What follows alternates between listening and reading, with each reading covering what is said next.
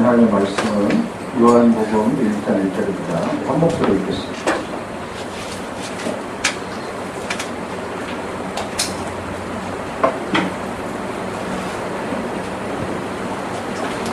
요한복음 1장 1절 같이 읽습니다. 시작. 태초에 말씀이 계십니다. 이 말씀이 하나님과 함께 계셨으니 이 말씀은 곧 하나님이십니다. 드린 예물을 위해서 기도하시고 하나님 말씀 듣겠습니다. 사랑하는 주님, 우리 부족한 우리들을 성전 삼고 함께 계셔서 오늘도 이 자리로 예배하는 자리로 인도해 주시고 하나님 나라의 소망을 가지고 하나님 말씀을 듣기 위해서 귀를 기울입니다. 또 하나님 나라가 귀한 자 정성을 다해 땀의 결실, 우리에게 결실에 귀한 예물을 올려드립니다. 예물이 쓰이는 곳마다 하나님 나라의 확장이 있게 하시고 말씀이 증거되게 하시고 예수 그리스도가 전사해 주시고 소화해 주시고 이 사랑하는 성도들의 학업과 사업전 또 이 직장의 은혜를 도하여 주시옵소서. 오늘도 주님 사모하는 마음으로 말씀을 듣습니다. 들을 수 있는 길, 열린 길을 허락하여 주시옵시고 하나님 나라를 볼 수 있는 은혜를 도하여 주옵소서. 예수님의 이름으로 기도드렸습니다. 오늘은 태초에 말씀이 계시니라는 제목으로 하나님 말씀을 전해보겠습니다. 이제부터 2015년도 요한복음을 강의를 할 텐데요. 요한복음은 아주 독특한 책입니다. 비록 연대가 AD 80년에서 90년입니다. 그 말은 이미 다른 복음서, 즉 마태, 마가, 누가복음이 존재하고 있는 상태에서 이 요한복음을 기록한 겁니다. 마태, 마가, 누가복음으로 충분히 예수 그리스도를 알 수 있습니다.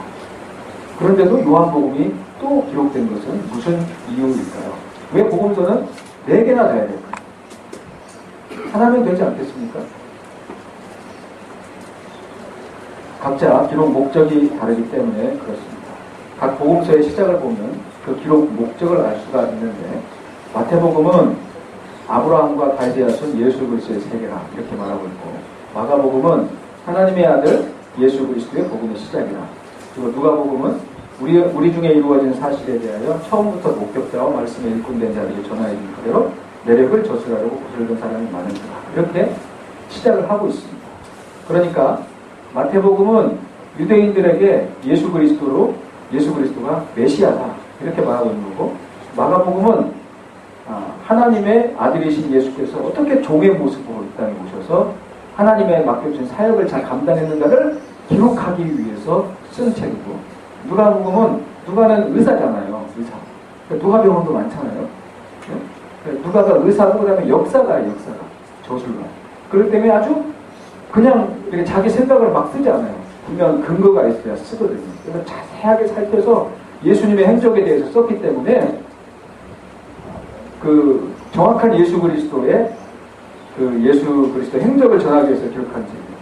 그렇다면 요한복음은 볼륨을 조금만 앞에 볼륨만 모니터 볼륨을 좀 낮춰주세요.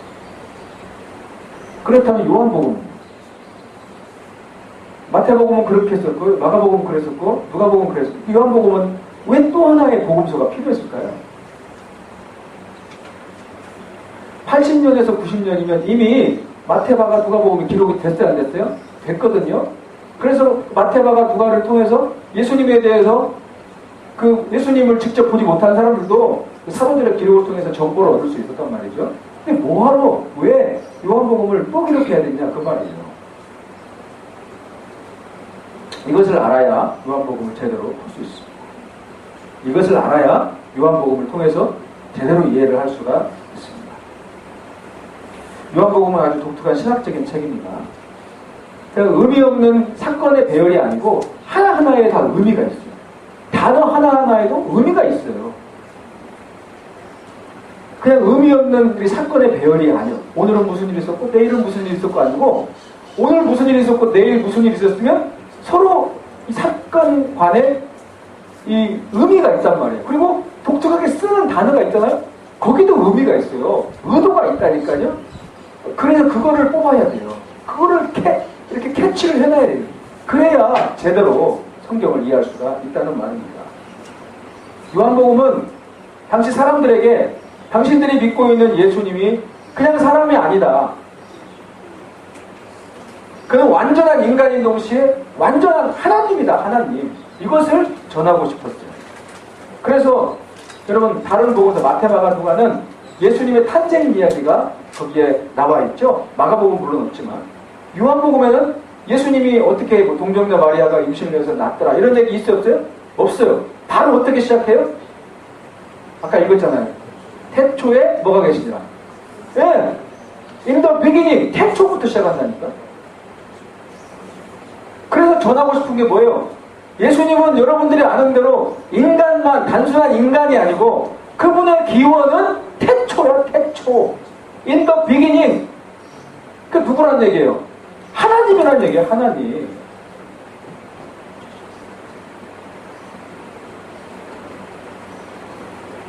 그리고 그것을 전하기 위해서 의도적으로 이렇게 의도적인 연출을 합니다. 다시 놓치지 마세요. 요한복음은 왜 마태, 마가, 누가가 있는데 또 기록을 했느냐? 그건 단순한 인간이 아니고 예수님이 그냥 마리아의 아들로서의 인간이 아니고 그분은 태초부터 계셨던 말씀, 곧 하나님이다라는 것을 전하기 위해서였고, 그래서 의도적 연출을 하는 거예요.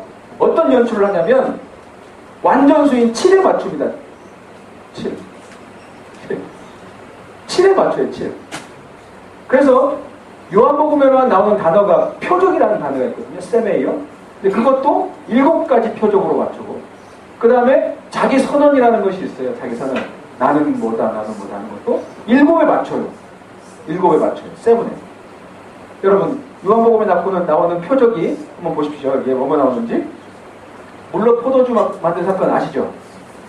들어보셨어요? 고개 끄덕끄덕해주세요. 그 다음에 왕의 신하의 아들을 곡친 사건 들어보셨어요? 그 다음에 38년 된 병자.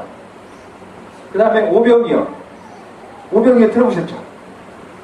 바다 위를 걸으심. 실로암 연못에서 병자 고치심. 그 다음에 마지막으로 11장에 나사로 살린 거. 총 몇 개예요? 총 몇 개예요? 7개. 여러분 7이라는 숫자에 맞춘다 그 말이에요. 그거밖에 안 했을까요? 아니요.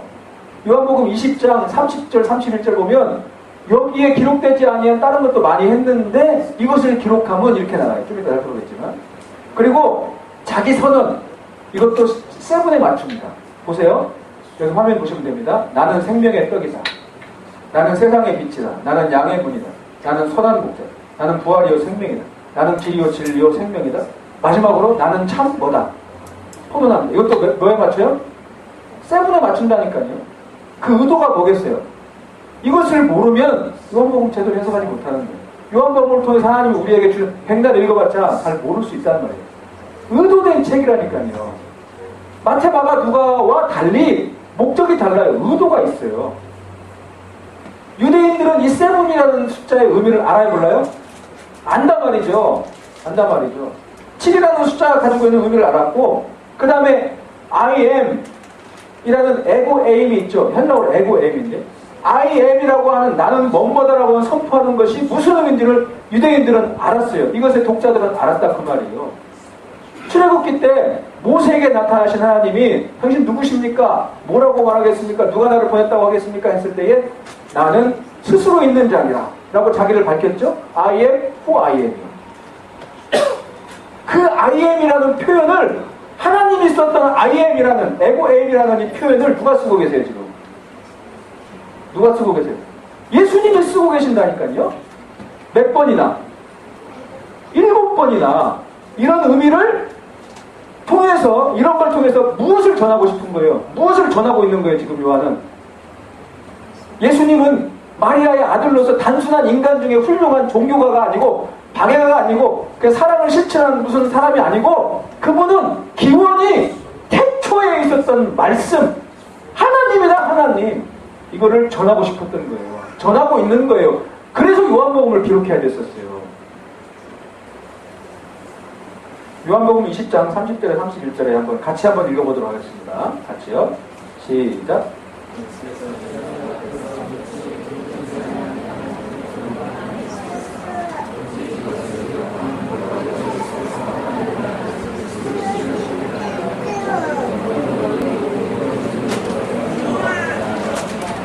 자, 예수께서 제자들 앞에서 이 책에 기록되지 않은 다른 표현도 많이 했대요, 안 했대요? 했죠? 근데 요한은 몇 개로 맞췄어요? 7.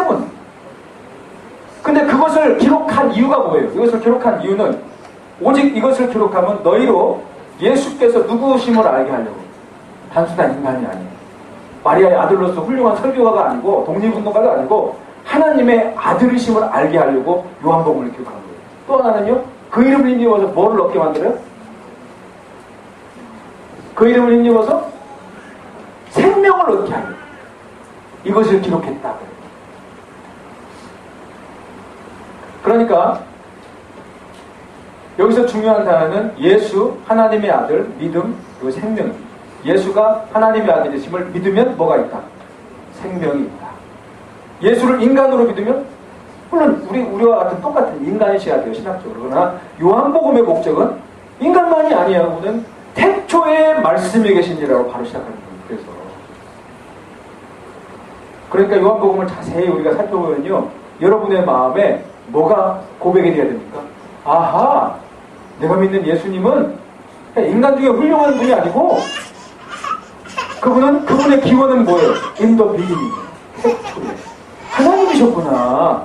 그걸 믿으면 내 안에 뭐가 생겨요? 생명이 생긴다는 거예요. 영생. 하나님을 알게 되고 하나님을 경험하게 되는 것입니다. 우리 안리권 행복한 교회 성도들에게 저는 이런 일이 일어나기를 소원합니다. 단순한 종교인이 아니고 예수님이 당신은 하나님의 아들이십니다. 찬양할 때도 기도할 때도 주시옵소서. 물론 우리에게 필요한 걸 달라고 해야 됩니다. 그러나 그것만이 주를 이루는 게 아니고 당신은 하나님의 아들이십니다.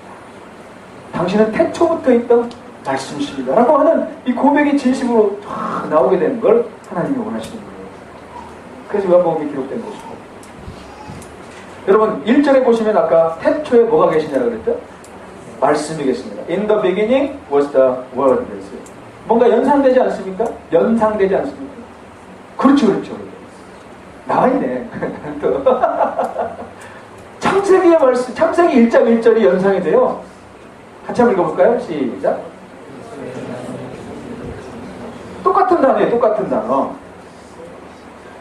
In the beginning이라고 함으로 말미암아 예수님께서 누구라는 거예요? 천지를 창조하신 누구라는 거예요? 하나님이시라는 겁니다. 하나님. 그 기원이 태초라는 것입니다. 요한 1서도 마찬가지예요. 요한 1서 1장 1절 보시면 태초부터 있는 생명의 말씀에 관하여는 우리가 들은 바요, 눈으로 본 바요, 자세히 보고 손으로 만진 바요. 태초부터 있는 생명의 말씀이 누구예요? 태초부터 있는 생명의 말씀이 누구예요? 그에 관해서는 우리가 누구예요? 우리 하면 나를 포함한 여러 명 아닙니까? 사도 요한을 포함한 사도들이죠. 요한이 직접 어떻게 했대요? 눈으로 봤고 그 다음에 자세히 보고 우리 손으로 어떻게 만져본 거예요. 그러니까 지금 우리 그 요한의 눈앞에 있던 예수님은 단순한 마리아의 아들이 아니고 그 기원이 in the beginning, 태초고 그 태초부터 있던 말씀을 요한이 그냥 남이 전해준 것으로 끝나는 게 아니고 듣고 직접 보고 손으로 자세히 만져본 바래요. 그분이 누구예요? 예수님. 그 기원은 태초. 그거 전하려고 요한복음이 기록된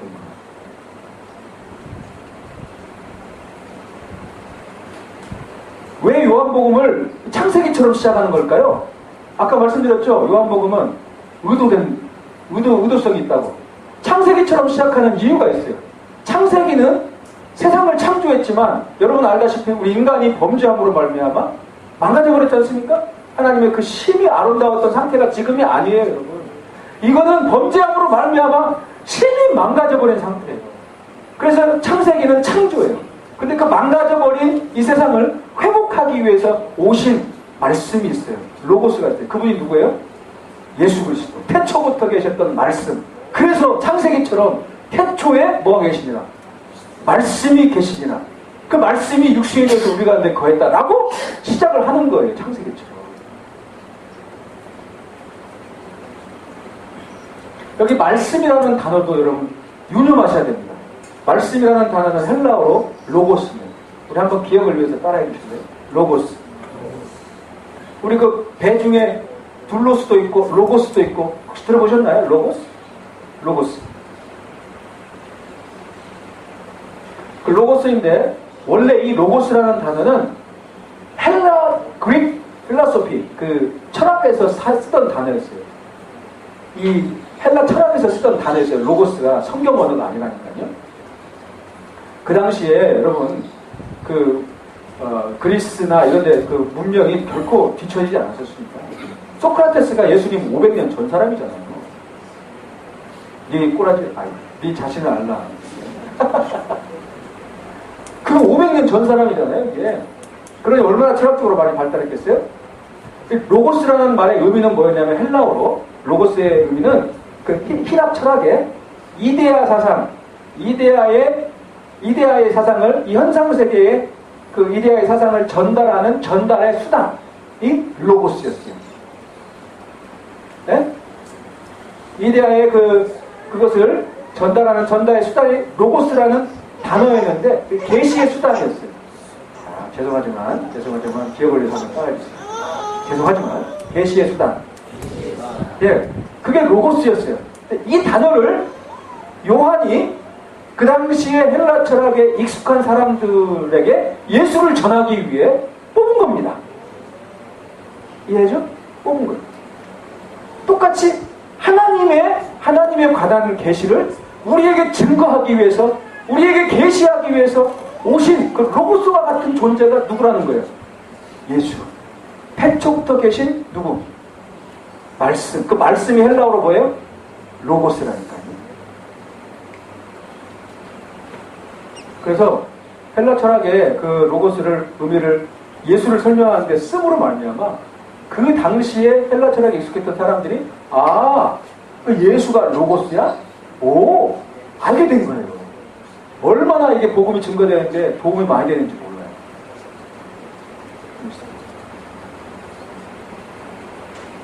요한일서 1장 1절에서 2절을 한번 봅시다. 요한일서 1장 1절에서 2절. 태초부터 있는 생명의 말씀에 관하여는 이게 누구라고 그랬죠? 예수님. 우리가 들은 바요, 사도들이 들은 바요, 눈으로 본 바요, 자세히 보고 우리 손으로 만진 바라고 그랬죠? 그렇죠? 이 생명이 나타내신 바 된지라. 이걸 뭐라고 한 거예요? 로고스. 이 영원한 생명을 우리가 봤고, 사도들이 봤고, 증거하여 누구에게 전했어요? 너희가 누구예요? 그래서 사도들이 경험한 로고스에 대해서 전해줘서 믿은 우리들이 너희가 되는 거예요. 이는 아버지와 함께 계시다가 누가요? 로고스가 아버지와 함께 계시다가 우리에게 뭐 하신 바 된지라. 나타나신 바예요. 그래서 아버지, 하나님 아버지, 우주의 창조자 그분과 함께 계시다가 그분을 전해주려고 우리에게 나타나신 분이 누구예요? 예수 그리스도. 그래서 그분을 뭐라고 하는 거예요? 로고스. 그분을 말씀이라고 하는 것입니다. 이렇게 예수님은 하나님의 계시의 수단인 로고스, 말씀으로서 이 땅에 오셨고 또 그 일을 완벽하게 이루셨습니다. 그의 삶 전체로, 그 다음에 말과 행동으로 하나님을 보여주셨어요. 로고스니까. 그는 사사로이 자기 마음대로 말하지 않았어요. 어떤 일을 행하실 때도 내가 원해서 하는 게 아니고 아버지께서 시키는 것을 했어요. 로고스입니다. 요한복음 12장 49절에서 50절 보시면 이렇게 나와 있습니다. 내가 내 자의로 말하는 것이 아니요 나를 보내신 아버지께서 나의 말할 것과 이룰 것을 친히 명령하여 주셨으니 나는 그의 명령이 영생인 줄 아노라. 그러므로 나의 이르는 것은 내 아버지께서 내게 말씀하신 그대로 이르노라 하시되. 그렇죠? 예수님은 자기 마음대로 이것이 진리다라고 생각되는 대로 막 말하지 않고 아버지께로 주신 대로 말을 했습니다. 왜요? 누구니까? 로고스니까. 계시의 수단, 하나님을 이 땅에 전달해주기 위해서 오신 로고스니까. 자기 마음대로 말해버리면 안 된다 그 말이에요. 아버지께서 시킨 대로 했단 말이에요. 요한복음 6장 38절 39절입니다. 같이 한번 읽어볼게요. 화면 보시고 시작.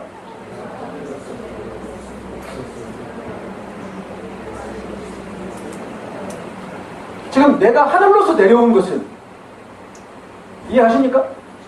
내가 하늘로서 내려온 것은 로고스로서 내려왔단 말이죠. 이것은 내 뜻을 행하려고 내려온 게 아니다. 나를 보내신 이의 뜻, 누구의 뜻이에요? 하나님 아버지의 뜻. 그 뜻을 전달하려고 내려온 로고스다 내가. 이거예요. 이거. 그래서 이 로고스를 3년 동안 직접 듣고 보고 만져본 사도 요한이 이 태초부터 계셨던 로고스에 대해서 사람들에게 전달하고 싶었어요. 그래서 기록한 것이 무슨 복음? 요한복음. 그래서 이 로고스, 즉 예수님이 로고스인 것을 알면 내 안에 믿으면 생명이 있습니다. 예수 그리스도로 말하면 그걸 영생이라고 생명. 그래서 그냥 교회 왔다 갔다 하는 그런 종교인이 아니고, 아하, 예수님이 태초부터 계셨던 말씀 로고스였구나라고 알고 그분을 믿음으로 말미암아 내 안에 예수의 생명이 역사하기 시작하는 거예요. 그 신앙생활을 하는 것입니다. 우리 여기 계신 모든 분들에게 그런 은혜의 역사가 있으시기를 주님의 이름으로 축원합니다. 우리는 그분을 믿고 있는 거예요. 단지 훌륭한 박애가 사랑의 실천과 희생의 본보기 이런 것이 아니고, 이런 정도가 아니고, 태초부터 계신 하나님, 그분 찬양받으시겠다는 신 예수, 그 하나님의 계시의 전달자이신 로고스 예수 그리스도를 저와 여러분은 믿고 있는 것입니다. 지금 이 세상에 보면 어떻게 하든지 예수를 그저 뭘로 만들고 싶어하는 데 혈안이 되어 있어요. 예수 그냥 한 인간으로 만들고 싶어하는데 혈안이 되어 있어요. 사람이. 모든 공격을 거기에 집중한다니까요. 예수는 너희가 생각하는 것처럼 신이 아니야. 예수를 신으로 믿니? 인간이 어떻게 신이 될 수 있니? 그냥 그는 하나의 훌륭한 선지자 인간이었을 뿐이야 라고 말을 하는 거예요. 유혹을 하는 거예요. 단지 그냥 그때의 급진적 종말론자였어요. 곧 하나님 나라가 올 거야, 조심해 라고 말하는 그 급진적 종말론 예언가였는데, 사람들이 그를 믿고 따르기 시작한 거예요. 사람들이 너무 많이 모르니까 그 당시에 로마가 위협을 느껴서 그냥 십자가에 처형했는데, 그의 제자들이 거짓말 쳐가지고 기독교가 시작된 거라고 말하고 있잖아요. 이슬람도 그렇지 않습니까? 이슬람도 예수는 그냥 뭐일 뿐이라는 거예요. 하나님이 아니고 선지자일 뿐이에요. 선지자. 근데 그 제자들이 거짓말 쳐가지고 예수님이 하나님이라는 등 기독교가 만들어진 거다 라고 말하고 있잖아요. 세상이 다 지금 우리가 믿는 예수 그리스도를 한낱 인간으로 만드는데 혈안이 되어 있다니까요. 더 안타까운 건 뭔지 아십니까? 정작 예수 믿는다는 사람들도 이거에 대해 관심이 없어요. 이것 때문에 목숨을 건 사도들을 우습게 해요. 결과적으로는 우습게 만들어버립니다. 예수님이 하나님이든 말든 그냥 나한테 유익이 되고 내일만 잘 되면 되지, 그분이 하나님이든 아니든 무슨 상관이야. 이건 여러분 신앙이 아니고 우상숭배입니다. 나를 섬기는 우상숭배예요.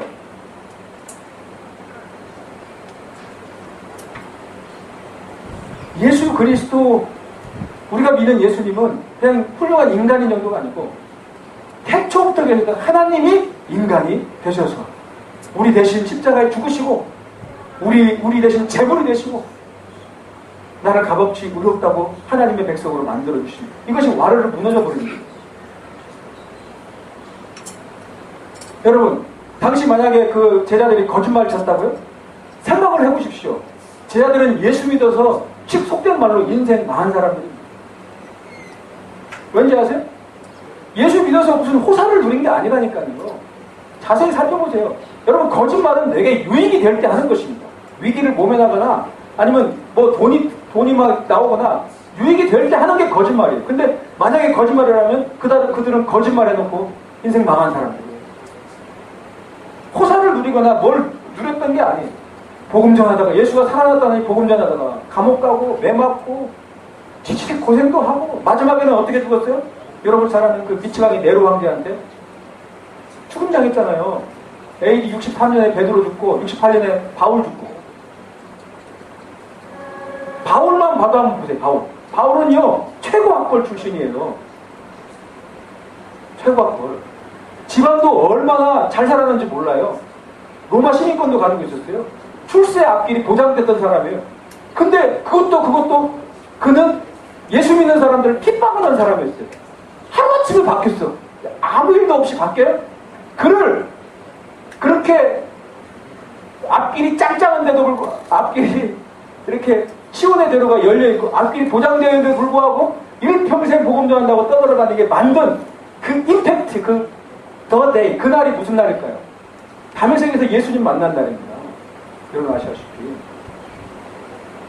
기독교인들을 잡아다가 이단이라고 그래서 감옥에다가 넣고 그 일에 앞장서가지고 막 핍박했던 그 열렬 유대인이었던 유대교의 그 추종자였던 바울을 하루아침에 예수 전하는 사람으로 만든 그 사건이 무슨 사건이에요?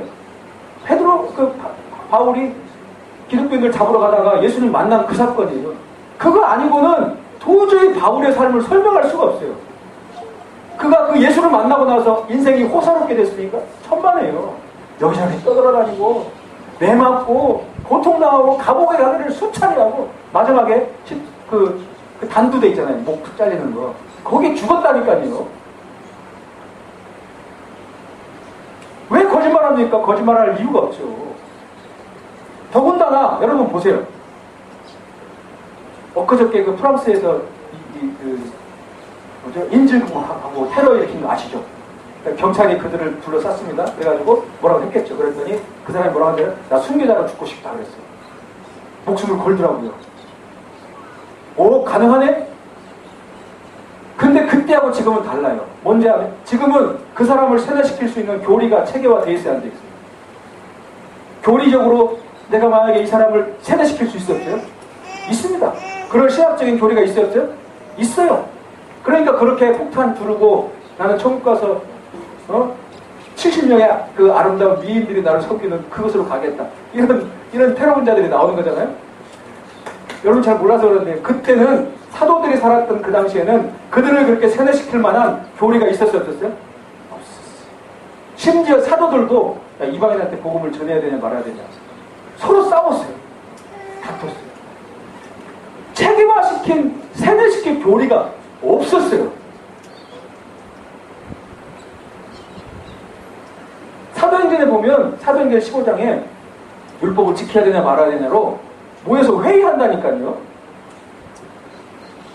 바울은 자기가 받은 예수 그리스도와 그 다음에 깨달은 말씀으로 가서 이방인들에게 복음을 전하고 이제는 율법이 아니고 예수를 믿음으로 의롭다를 받는다고 막 선포하고 다녔는데 예루살렘의 정장고였던 이 제자들은요 아직도 거기에 대해서 주님이 무엇을 원하는지를 몰라요. 그래가지고 사도행전 9장인가 거기 보면 베드로에게 고넬료 만나게 해가지고 고넬료가 이방인 아닙니까? 성령 고넬료 집에 초청돼가지고 설교했더니 막 성령을 받아가지고 오? 이 이방인들도 이제 성령을 받네? 그러면 이방인들도 구원받을 수 있구나. 그때 그랬다니까요. 그들을 설득시킬, 세뇌시킬 교리가 없었어요. 나중에 100년, 200년 지나가지고는 가능합니다. 100번 양보해요. 그러나 초대교회의 1세기 당시의 제자들의 순교는 그들이 평생을 그리고 고생을 각오하고 막 그 복음을 전했다면 도저히 이해가 안 돼요. 한 가지 밖에 없어요. 뭐예요? 부활하신 예수님을 직접 만난 겁니다. 다메섹에서 바울의 일생을 바꿔버린 예수 그리스도를 바울이 만난 거예요. 그거 아니면 설명이 안 돼요.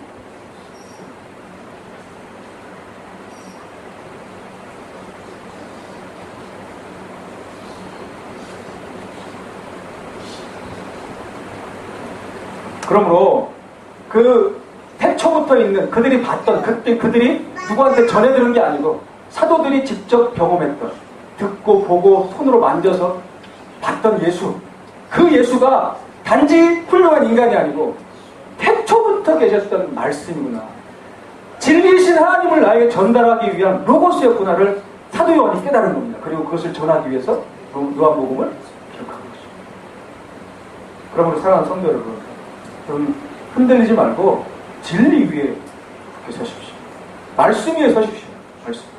듣기 좋은 소리, 사람이 내게 유익되는 소리, 뭐 나에게 잠시 잠깐 힘을 주는 그런 소리가 아니고 태초부터 계신 생명의 말씀을 직접 보고 듣고 만지고 전해준 사도들이 소리하는 사도들의 소리에 여러분 귀를 기울이십시오. 그것을 진리라고 부르는 것입니다. 그래서 말씀하는 게 무슨 여기에 무슨 신비한 뭐가 있어서가 아니고요. 그래서 말씀하고 말씀에 우리가 최고의 권위를 주는 이유는 바로 그런 이유입니다. 좋은 말이 많아서 성경이 아니에요. 그거 읽으면 그거는 교훈집 뭡니까 지혜로운 철학자들이 쓴 그런 거 봐도 더 훌륭한 말이 있을 수 있고 나를 감동시키는 말이 있을 수 있어요. 그래서 성경이라고 하는 게 아니라니까요. 하나님의 계시의 전달자 로고스, 그 말씀이신 예수께서 그의 택하신 사도들에게 하나님에 대해서 전달해 준 것을 사도들이 기록했기 때문에 성경이라고 하는 것입니다. 하나님의 로고스이신 예수께서 누구에게 먼저 전달해줘요? 일부 예배 때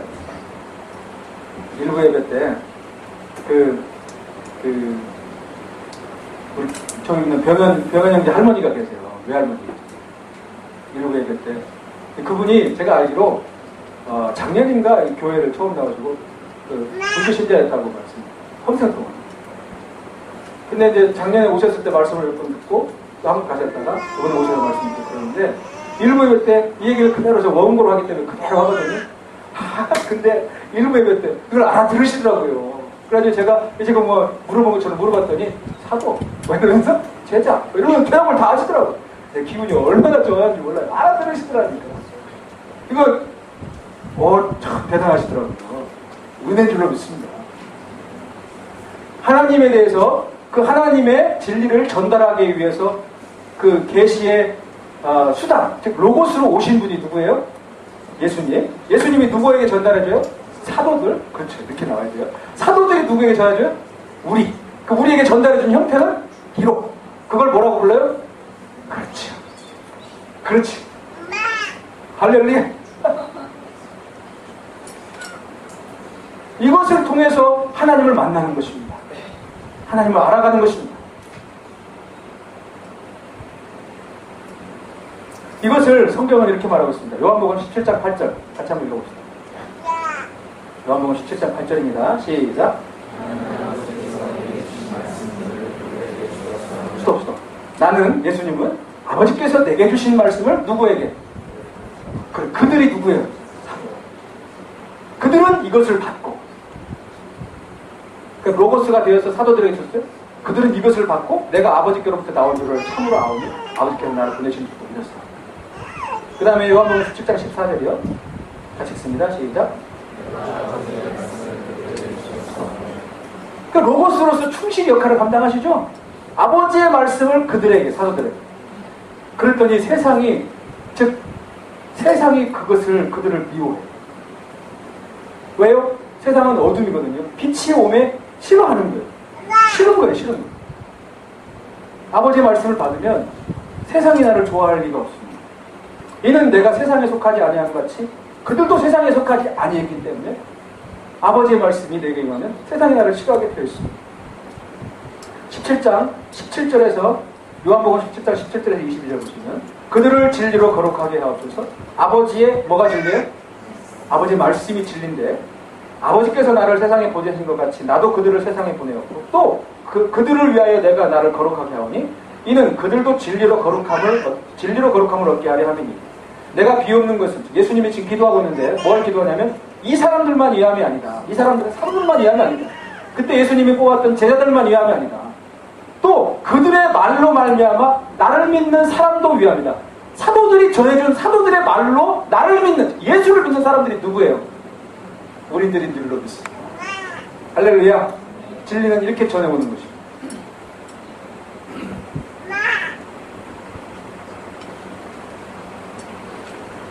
베드로후서 3장 1절에서 2절을 보십시오. 사랑하는 자들아 내가 이제 이 둘째 편지를 너희에게 쓰노니 이 두 편지로 너희의 진실한 마음을 일깨우되 생각나게 하여 곧 거룩한 선지자들이 예언한 말씀 구약이에요. 선지자들이 예언한 말씀 구약이에요.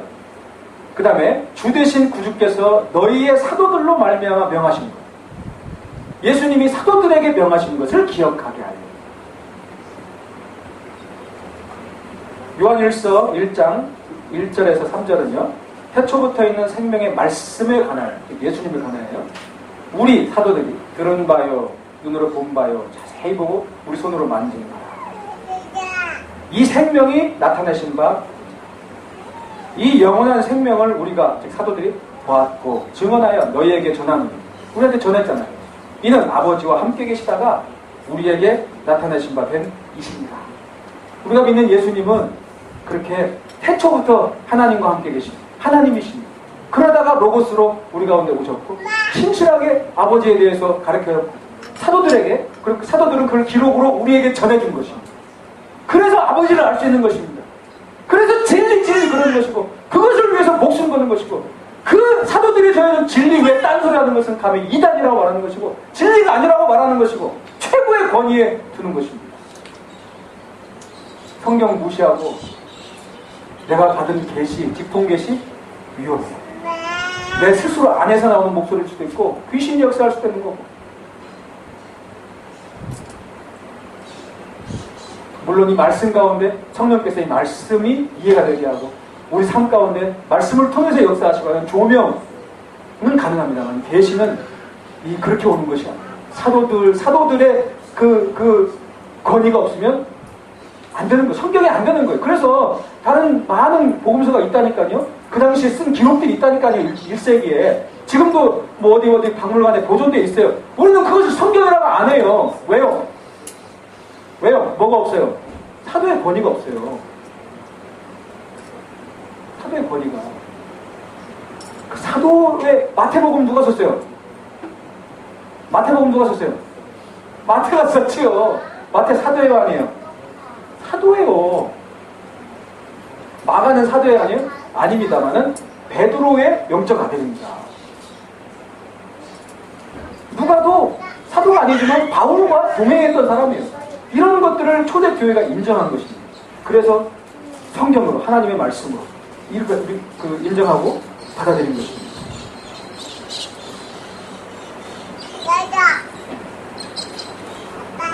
자, 우리가 보고 들은 바를, 여기 보이시죠? 우리가 보고 들은 바를 너희에게도 전함은, 우리가 사도들이죠? 사도들이 보고 들은 바를 너희에게도 전함은 너희로 우리와 사귐 있게 하려 함이니. 우리로 누구랑 사귀래요? 누구랑 사귀래요? 바로 예수님으로 가는 것도 괜찮지만 여기서 말하는 것은 먼저 누구랑 사귀어야 돼요? 사도들. 먼저 사도랑 사귀어야 된다니까요. 그게 예수님의 계시 전달, 진리 전달의 방법이라니까요. 그러니까 성경을 통하지 않고 하나님을 제대로 알 수 있다는 것은 어불성설이 가짜예요. 가짜. 진리가 될 수 없어요. 하나님의 진리 방법이 그게 아니에요.